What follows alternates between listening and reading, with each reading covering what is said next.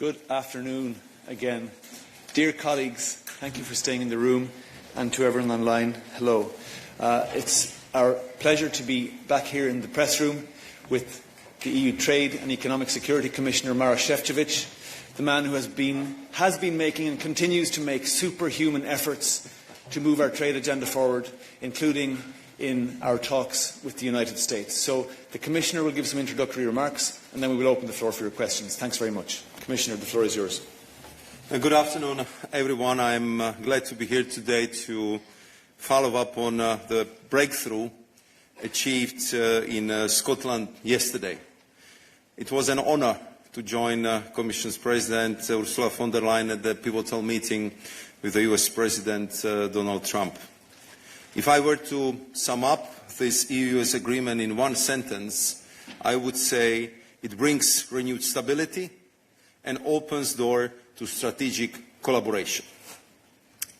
This is the result of a month of genuine and relentless efforts, unmatched in their intensity and matched only by the unparalleled importance of our transatlantic trade. Its $1.7 trillion value underscores just how much was at stake. From the start, we have been convinced that our transatlantic relationship deserves a negotiated outcome. That is why my team and I made 10 visits to Washington only this year. Given the depth of integration and mutual reliance of our economies, it was essential to take the time needed to get this right, to calibrate an outcome that works for both the European Union and the US, as well as ensures that trade between us can continue.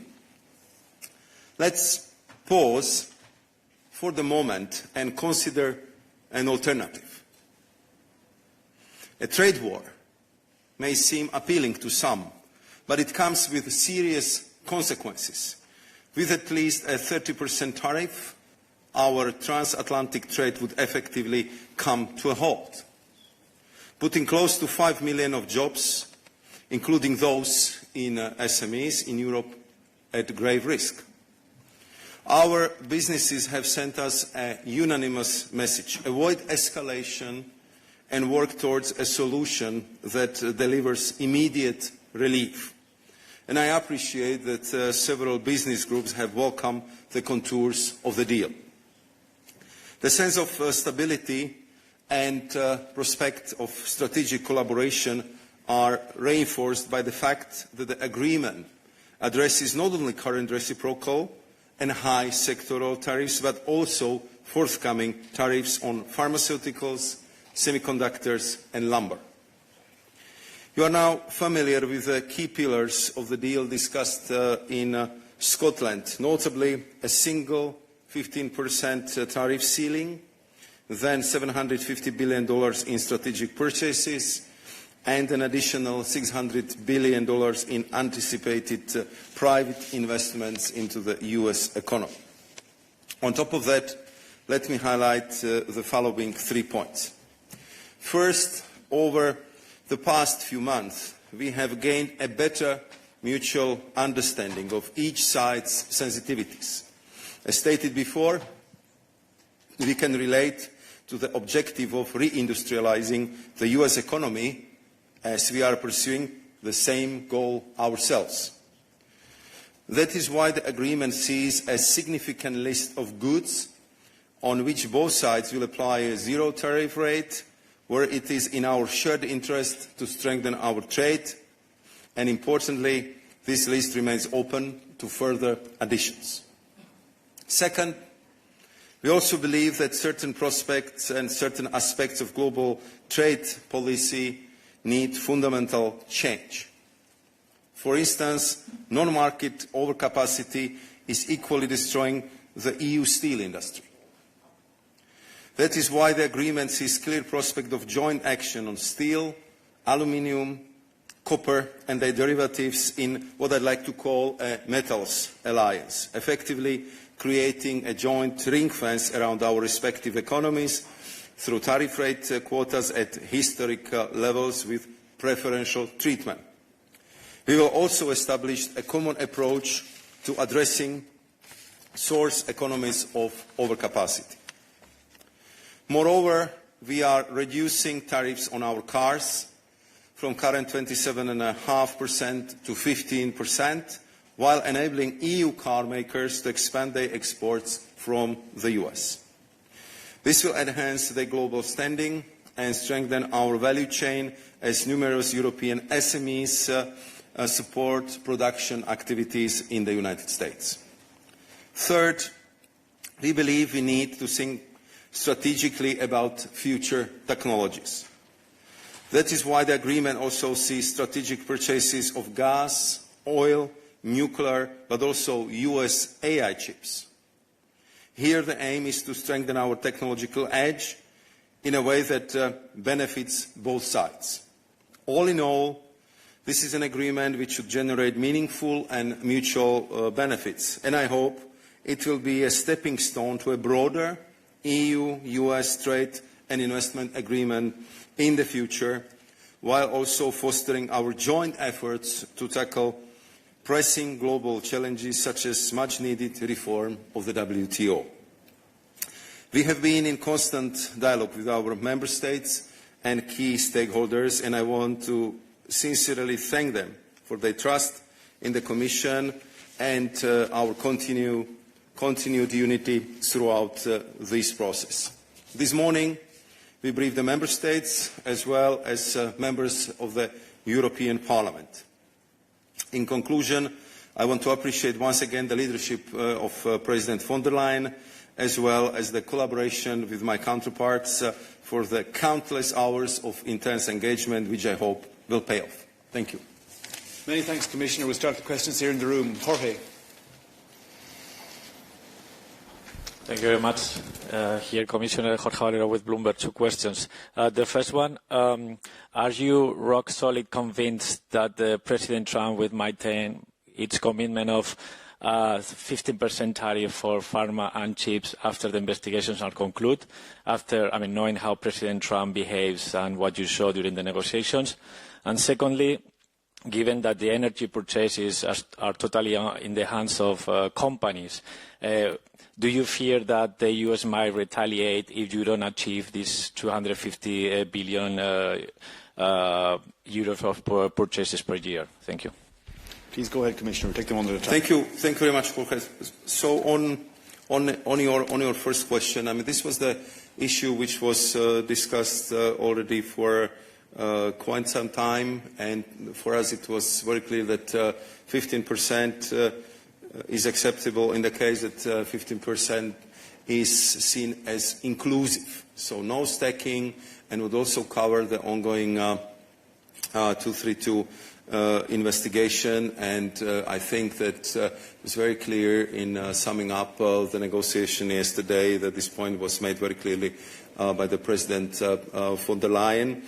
And I believe that with our American counterparts, we are opening a new chapter. We spent a lot of time together. We know each other much better than before. We understand each other's sensitivities, each other's perspectives, and we also will be informing each other much more frequently about all the important decisions taken. So I believe that this commitment will be honoured, will be respected in this case as well. If it comes to energy purchases, Jorge, I think we discussed in the past how we've been working together from the perspective of common purchase platform. Of course, we will discuss this approach with my colleague, Danny Jorgensen, who is responsible for the energy sector right now. But if you look at the current purchases, and if you look at the perspective that we will be phasing out the Russian energy supply by 2027, so it's very clear that Europe will need the solid, consolidated and reliant supply of energy. We are not talking only about LNG. We are talking about oil, and I would say what is also a new element, this is the nuclear fuel. As I'm sure you know, Europe is going through the nuclear energy renaissance, and therefore new technology, nuclear fuel will be very much needed for the current but also future nuclear power plants in Europe. And I would add that significant addition to the strategic purchase list is something what we very much need in the European Union, and these are high-quality AI chips. I think you know our policies quite well, and you know how much emphasis we put on developing AI centers, AI gigafactories in Europe, and therefore for me this is one of the very important strategic achievements that we have now the clarity that the top quality chips would be available for us Europeans, that we will collaborate in this field very, very closely with our American partners, because this is clearly opening a new chapter of strategic cooperation in such a future-oriented sector like AI. Many thanks, Commissioner. Tom Muller-Nielsen.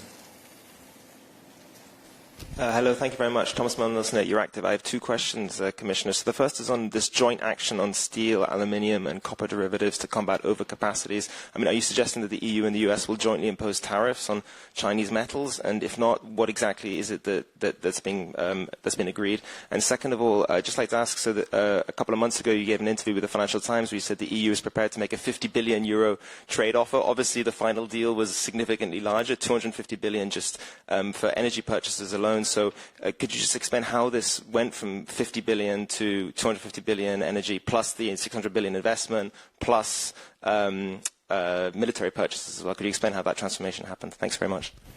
Thank you very much, Thomas. Starting with the first question, if it comes to this metals union, I think, I mean, in this many hours of discussions we had with our US counterpart, I think it became very, very clear that if it comes to steel and metals, we are not each other's problem. We are not destroying US steel sectors, and they are not destroying our steel sector. On top of it, we are very complementary, and I know that United States are very much in need of our high specialty steel. So what we concluded after these detailed negotiations was very clear that what would benefit both of us as much as possible is if we would have kind of metals union between us, meaning that we would set the tariff rate quota based on, let's say, historic flows between EU and US and trade, let's say, at MFN level, as we've been trading until now. So it means that the complementarity of our metal sectors would continue, will be further developed, and that we would take jointly on what is the global problem for the steel sectors, and this is global overcapacity. So, of course, US prefers tariffs. We've been working with the quotas, with the TRQs until now.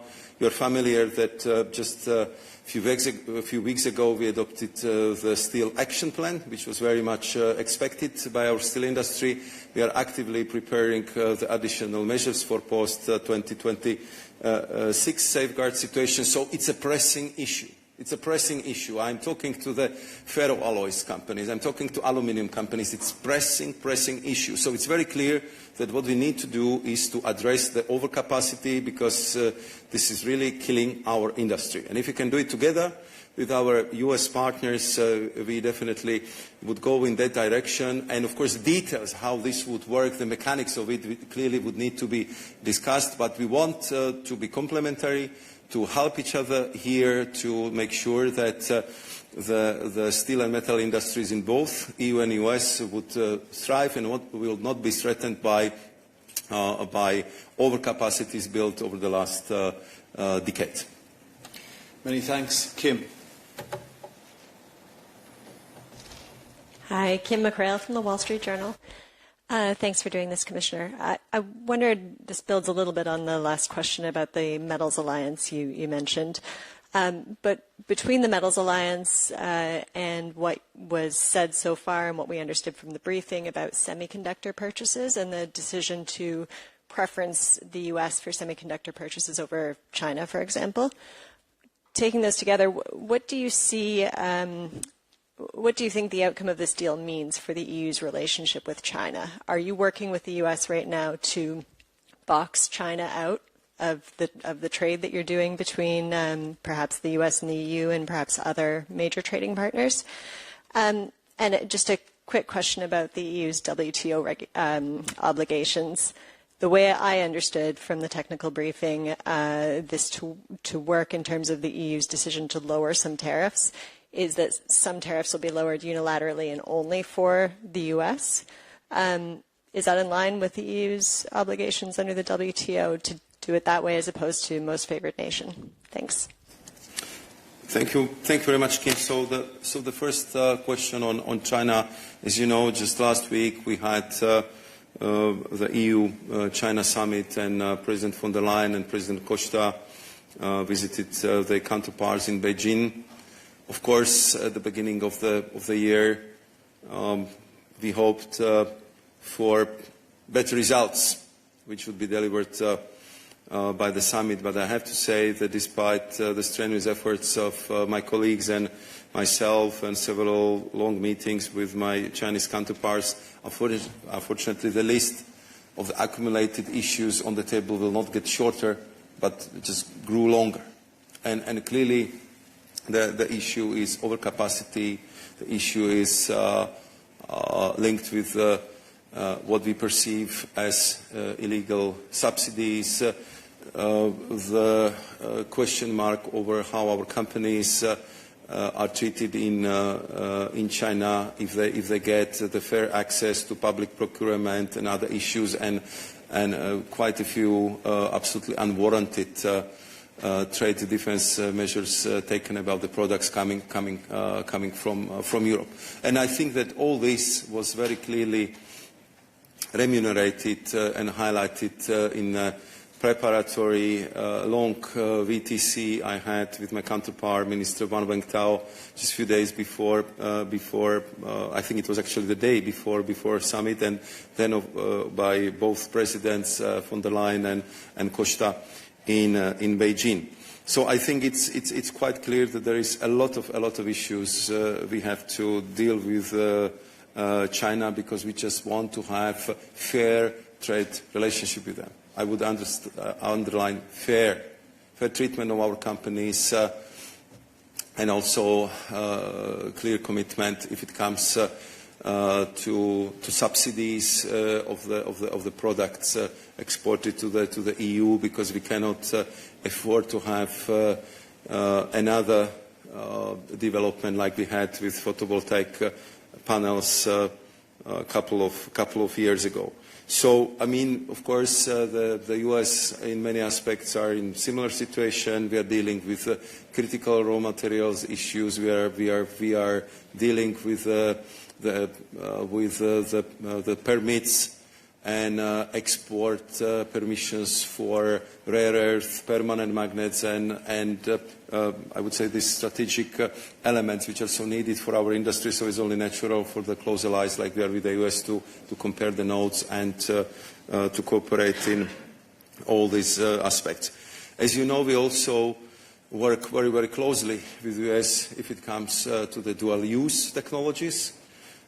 You know how complementary we are if it comes to the semiconductors, because if the US have the best chip designers, we have the best machine on this planet to print this chip. So clearly we are complementary here, and we want to consolidate this further by building very solid and strong AI capacities in Europe.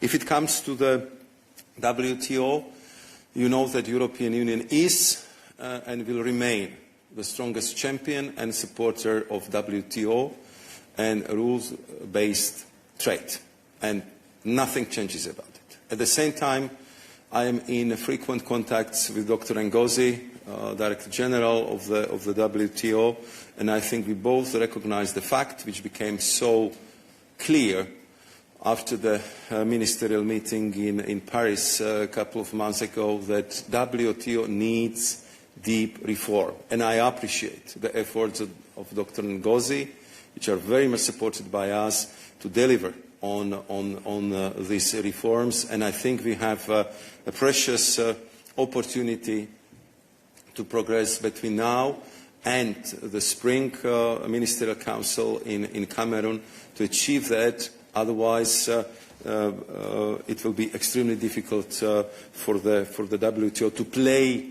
the same role as they're playing now or as they play next year. But we, from the EU side, will help them at every step on the way to achieve that goal, because we're absolutely convinced we need the rules, we need a well-functioning WTO, and we need really clarity for the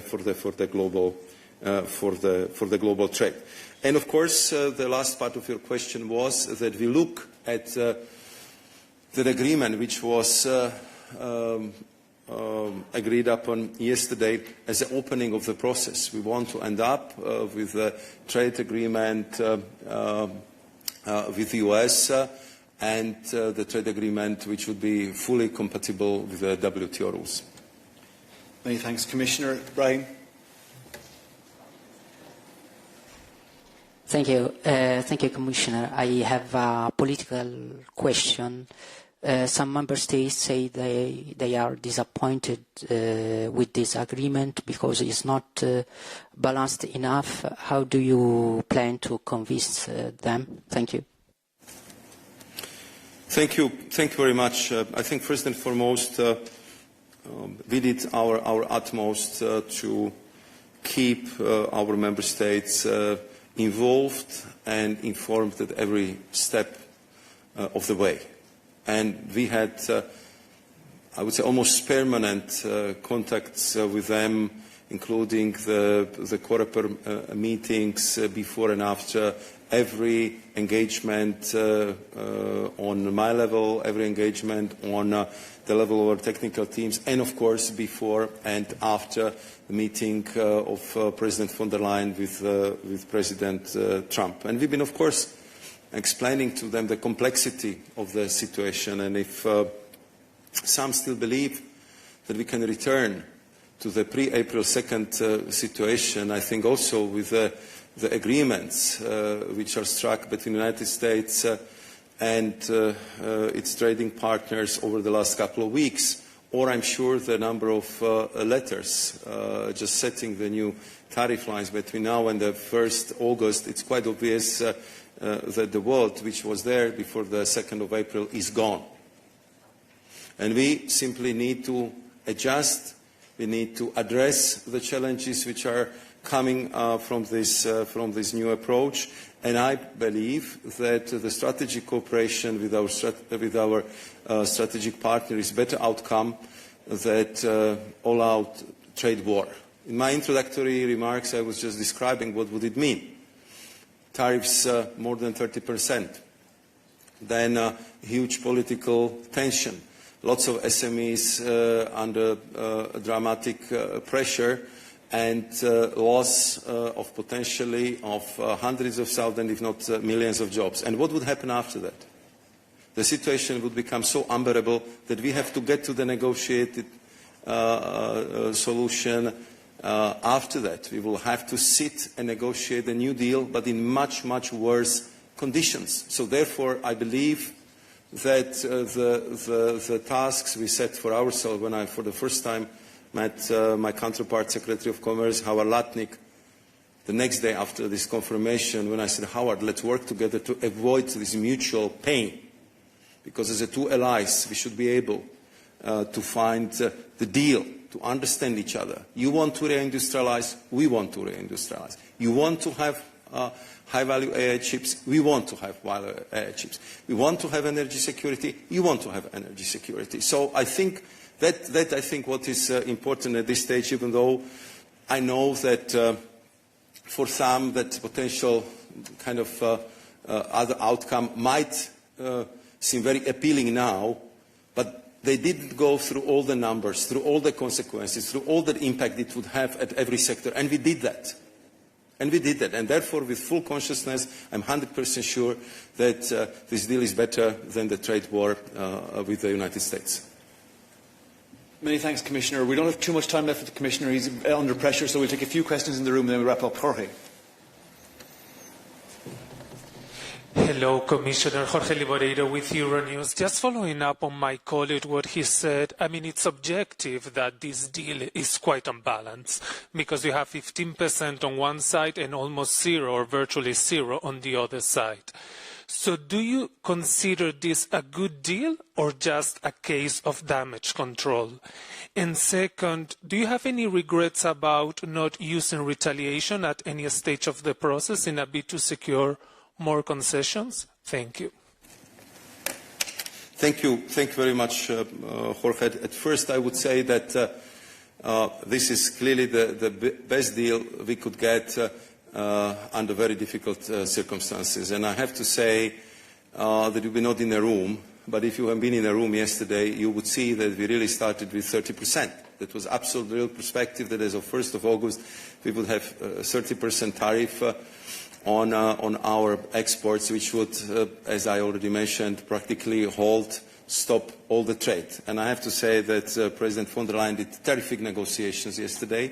She was absolutely great in managing these negotiations, which led to the conclusion of the deal, which I'm absolutely convinced saves the trade flows, save the jobs in Europe, and opens new chapter in EU-US relations, how to adjust our mutual trading patterns in this new age of geoeconomics and geopolitics. And that's for me, it's a very important political answer, because it's not only about the trade, it's about security, it's about Ukraine, it's about current geopolitical volatility. I cannot go into all details what everything was discussed yesterday, but I can assure you it was not only about the trade.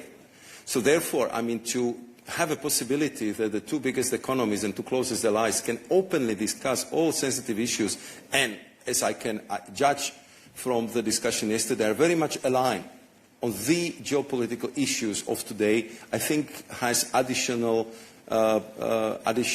price. It has additional worth in having this deal done, because I believe that from now we can go only for the better.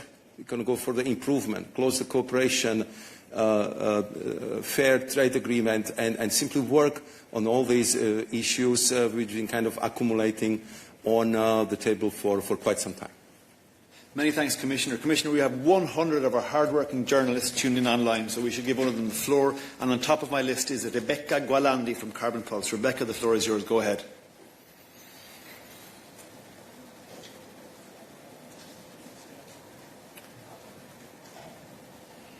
Rebecca, can you knock on your mic? Can we see you, please? Sorry. Can you hear me now? We see you and hear you. Please go ahead. Okay, thank you. So in 2024, the EU imported 76.9 billion euros of energy from the US. So if we want to get to the target, then that means roughly tripling our purchases of US energy, taking into account exchange rates. So how do we do that? Do we put a target? Is it feasible? I've heard from energy experts that it's actually not feasible. The target is not actually possible because the US doesn't even produce that much LNG or energy products. So I'm just wondering how we're going to monitor these purchases, if there's going to be a platform, how you're going to convince EU member states and companies. And also, this target actually seems very in opposition to the climate targets and to the objective of reducing energy prices in the EU. So it seems a bit contradictory to many of the things that the EU has said. Thank you. Thank you very much, Rebecca, for your questions. I think that look, when we approach the assessment of these goals, so we look at gas, we looked at oil, we look at nuclear fuel, which is new, and we also look at AI chips. So these are the four basic categories, and we looked what can be achieved in the term of President Trump, but what can go also beyond the term of President Trump. And as you know, I was responsible for managing the joint purchase of gas platform in the last Commission, and I know what the LNG exporters need to give you a good price.